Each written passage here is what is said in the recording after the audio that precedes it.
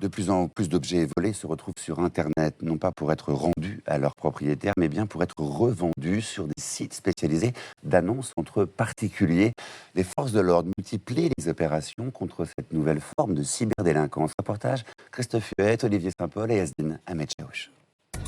Il y a quelques jours, Sébastien tape les références de sa motocross volée l'année dernière sur un site de vente entre particuliers. J'ai fait ça samedi dernier, paf, elle a apparu, j'ai regardé toute la France, et puis elle est apparue là. Mais j'ai dit ça c'est la mienne, collier blanc comme ça, c'est moi qui les ai mis ça. Ça d'origine on les a pas l'autocollant, c'est moi qui l'ai mis.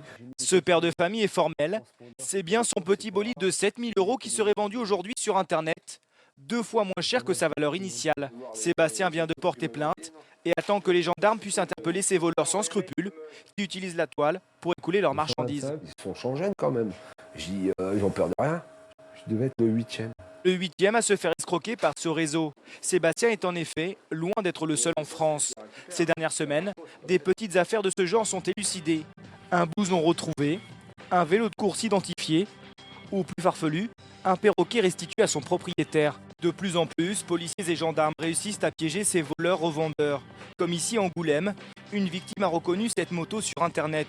La police organise alors une fausse vente dans cette cité pour interpeller les voleurs. Tout le monde est sorti d'un coup, on avait des équipages un peu partout là-bas, sur les autres rues, donc on a eu un effet de surprise total. Le phénomène s'est tellement développé que la gendarmerie a même créé une cellule spécifique.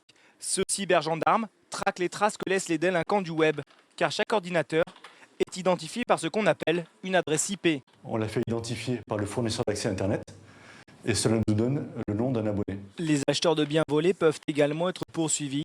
Ils risquent jusqu'à 5 ans de prison pour recel de biens.